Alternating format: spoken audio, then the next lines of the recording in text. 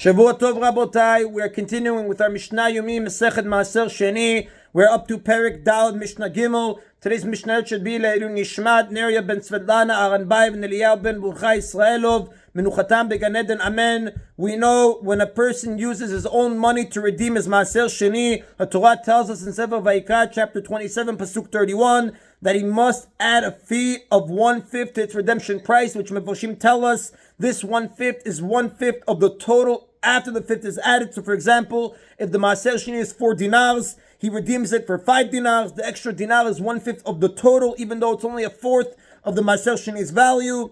Sometimes though, Maaser Sheni is redeemed by a person who is not the owner. The Mefoshim explain, for example, someone uses his own money to redeem Maaser Sheni that belongs to someone else, obviously with the owner of the Maaser Sheni's permission, that he told the person he can do so.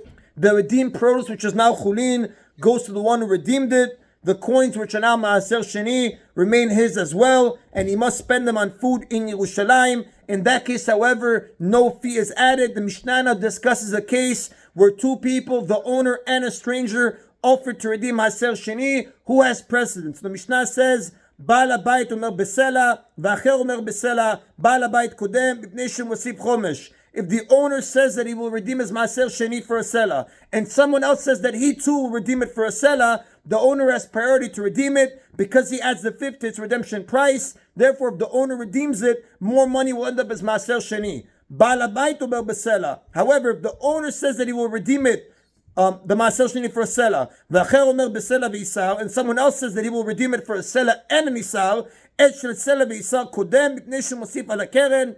The one who made the offer of a selah and an isar has priority to redeem it because he adds an isar to the principal, meaning to the Maaser Sheni itself. And the Mefarshim explain, even though the owner adds a fifth and 1/5 of a selah is much more than one isar, because the Mefarshim explain a selah is worth 96 isar, so the owner who's adding a fifth will pay 1 selah and 24 isars, while the other person will pay only 1 selah and 1 isar. Nevertheless, that's only an additional fee, and the owner might avoid paying it, while the other person will certainly pay the extra isar because he added it to the actual price of the Maaser Sheni. And Vashim explained, like we will learn in the next two Mishnayot, there are ways by which a person can avoid paying the extra fifth when redeeming his Maaser Sheni, but the other person, on the other hand, must pay the full amount that he bid, therefore he has priority. The Mishnah now discusses who's considered an owner of Maaser Sheni with regards to adding a fifth.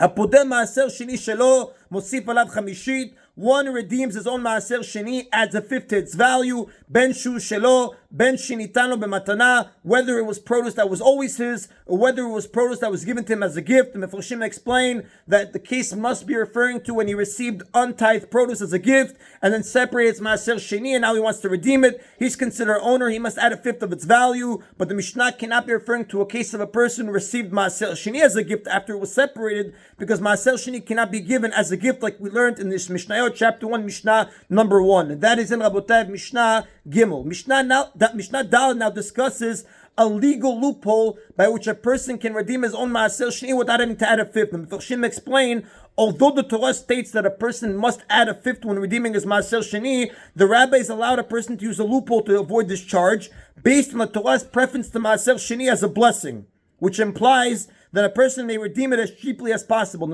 And the Mishnah says, Marimin al Maaser Sheni, one may use a trick with Maaser Sheni in order to avoid a fifth, adding a fifth. Ketzad, how so? Omer Adam libno ulbito gedolim, a person may say to his adult son or daughter, le'avdol shifchato ivrim, or to his Hebrew servant or maid servant, helach maot elu, here are these coins, uftelecha Maaser Sheni zeh, use them to redeem this Maaser Sheni for yourself. Since the child or servant is redeeming Maaser Sheni that's not his, he does not have to add a fifth. And the Mefarshim explain, when the Mishnah is referring to a person saying to his adult son or daughter, that's referring to a son who's older than 13 or a daughter who's older than 12 and a half.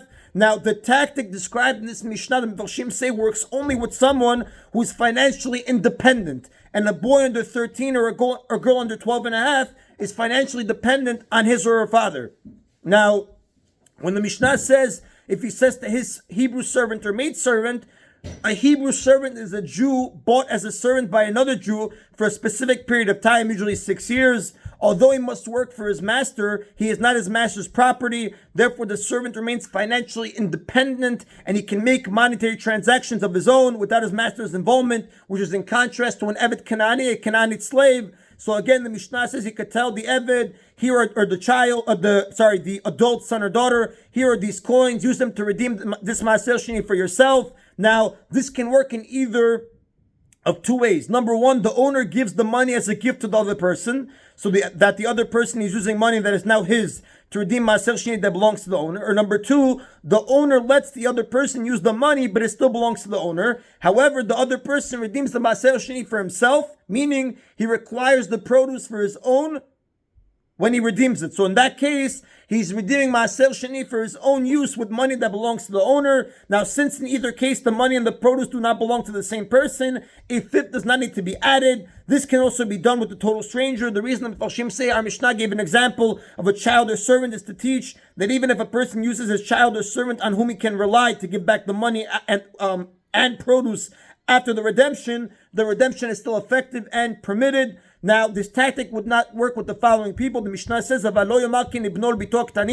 person cannot say this to his son or daughter who are minors, or